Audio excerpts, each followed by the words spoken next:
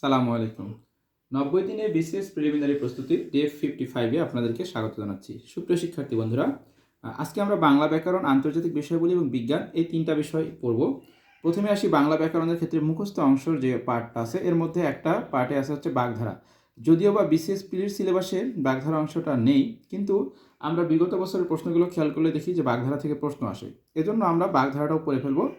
বাগধারার ক্ষেত্রে পরীক্ষায় প্রশ্ন কমন আসার ক্ষেত্রে আপনারা যে কাজটা করতে পারেন, বইয়ের ভিতরে যতগুলো বাগধারা আছে সবগুলো কিন্তু হিসাবে অনেক বেশি। তো এতগুলো যদি আপনারা না পড়তে চান, সেক্ষেত্রে আপনারা বিগত বছরের প্রশ্নগুলো খুব ভালোভাবে আয়ত্ত করতে পারেন। আর যদি সম্ভব হয়, বাগধারাটা চেষ্টা করবেন যে কোনো একটা বই থেকে যা আছে সবই পড়ে ফেলার, কারণ এটা আবার আমাদের লিখিত পরীক্ষাতেও কাজে আসবে। তবে প্রিলিমিনারি পরীক্ষার জন্য আপনারা বিগত বছরের যে প্রশ্নগুলো আছে সেগুলো ভালোভাবে সমাধান করতে পারেন। আন্তর্জাতিক বিষয়াবলী আন্তর্জাতিক বিষয়গুলি থেকে আজকে আপনারা যে বিষয়টি পড়তে পারেন সেটা হচ্ছে ইতিহাসের গুরুত্বপূর্ণ যে যুদ্ধসমূহ আছে, বিশেষ করে প্রথম এবং দ্বিতীয় বিশ্বযুদ্ধ, এটার প্রেক্ষাপট, কাহিনী, এটার ডিটেলস, স্নায়ুযুদ্ধ সম্পর্কে এবং বিভিন্ন আলোচিত বিপ্লব। আমি একটা বই থেকে দেখানোর চেষ্টা করছি। দেখেন, আপনি একটা বইয়ের মধ্যে দেখতে পাচ্ছেন যে আন্তর্জাতিক নিরাপত্তা, আন্তঃরাষ্ট্রীয় ক্ষমতা সম্পর্ক অধ্যায়টা রয়েছে। এখানে ইতিহাসের যে গুরুত্বপূর্ণ যুদ্ধ সমূহ আছে, দেখেন একটা যে কোনো বই বা বইয়ের মধ্যে হোক, ডাইজেস্টের মধ্যে হোক, আপনারা কিন্তু তথ্যগুলো পাবেন। এই যে যুদ্ধগুলোর ক্ষেত্রে আপনারা সালটা মনে রাখার চেষ্টা করবেন, কোন যুদ্ধটা কত সালে হয়েছে, এবং যুদ্ধের ক্ষেত্রে দেখবেন স্পেসিফিক কিছু কিছু তথ্য দেওয়া আছে। এই যুদ্ধটার কারণ কি, কোন দুইটা দেশ বা কোন দুইটা পক্ষের মধ্যে সংগঠিত হয়েছিল, বা এখানে শেষ পর্যন্ত মধ্যস্থতা কেউ করেছে কিনা, এরকম কিছু কিছু অংশ দেওয়া আছে। এইগুলো একটু দেখার চেষ্টা করবেন। তারপরে এই পাশে দেখতে পাচ্ছেন প্রথম এবং দ্বিতীয় বিশ্বযুদ্ধ। এটা দেখেন যে সময়কাল, প্রেক্ষাপট, পক্ষ, নেতা বা কী কারণে হয়েছিল, এগুলো এখান থেকে প্রথম এবং দ্বিতীয় বিশ্বযুদ্ধ সম্পর্কে একটু ভালোভাবে পড়ে ফেলবেন। এরপর এখানে আরেকটা অংশ আছে, সেটা হচ্ছে স্নায়ুযুদ্ধ। এই যে এগুলো প্রথম দ্বিতীয় বিশ্বযুদ্ধের সম্পর্কিত তথ্যই। তারপরে যে স্নায়ুযুদ্ধ, এই স্নায়ুযুদ্ধর যে অংশটা আছে এটা ভালোভাবে পড়বেন। তারপর এখানে আরেকটা আজকের অংশের মধ্যে আছে যে আলোচিত বিপ্লব, বিভিন্ন দেশে যে বিভিন্ন সময়ে বিপ্লব হয়ে গেছে, যেমন শিল্প বিপ্লব, আমেরিকান বিপ্লব, ফরাসি বিপ্লব, বিভিন্ন বিপ্লবের নাম দেখতে পাচ্ছেন। এইগুলো একটু পড়ে ফেলবেন। তো এইটা হচ্ছে আজকের পড়া আমাদের আন্তর্জাতিক বিষয়গুলি থেকে। আর বিজ্ঞান থেকে আজকে যেটা পড়েন সেটা হচ্ছে আধুনিক বিজ্ঞান। আমাদের ভৌত বিজ্ঞান এবং জীববিজ্ঞানটা শেষ হয়ে গেছে।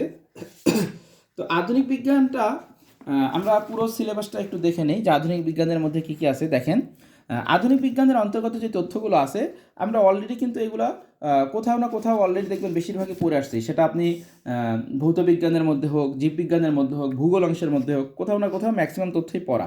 যেমন আপনি দেখতে পাচ্ছেন এই যে পৃথিবীর সৃষ্টির ইতিহাস, এখানে কিছু অংশ আছে, যেমন হচ্ছে বিগ ব্যাং বা আরও কিছু তথ্য আছে। তারপরে এই পাশে হচ্ছে এই যে কসমিক রে, তারপর হচ্ছে যে ব্ল্যাক হোল, হিগের কণা, বায়ুমণ্ডল, এগুলো একবার করে রিডিং পড়ে যাবেন। তবে এগুলো থেকে পরীক্ষায় খুব বেশি একটা প্রশ্ন আসে না, বিগত বছরের প্রশ্নগুলোই বেশি বেশি আসে। এখানে দেখতে পাচ্ছেন জোয়ার ভাটা, হ্যাঁ, এগুলো কিন্তু আমরা ভূগোলের অংশের মধ্যে কিছুটা পড়ে আসছি।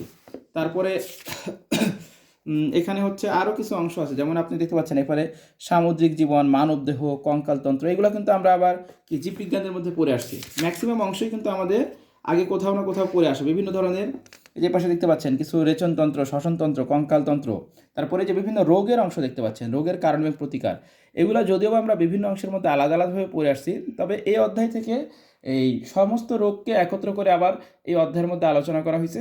আপনারা রোগের অংশটা, বিভিন্ন যে রোগ এবং কারণের প্রতিকার, এই অংশটা এখান থেকে পড়তে পারেন। পাশাপাশি এখানে আরেকটা অংশ এখান থেকে মাঝে মাঝে পরীক্ষায় প্রশ্ন আসে, মা ও শিশুর স্বাস্থ্য, এই অংশটা, এবং এই যে ইমিউনাইজেশন বা ভ্যাকসিনেশন, এই অংশগুলো এখান থেকে পড়ে ফেলতে পারেন।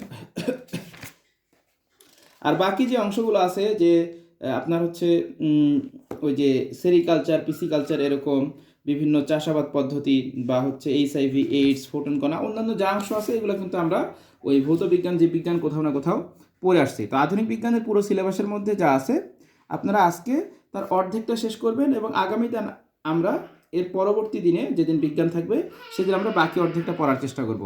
তো সুপ্রিয় শিক্ষার্থী বন্ধুরা, আজকের মতো তাহলে আমরা এখানেই শেষ করছি। ধন্যবাদ সবাইকে।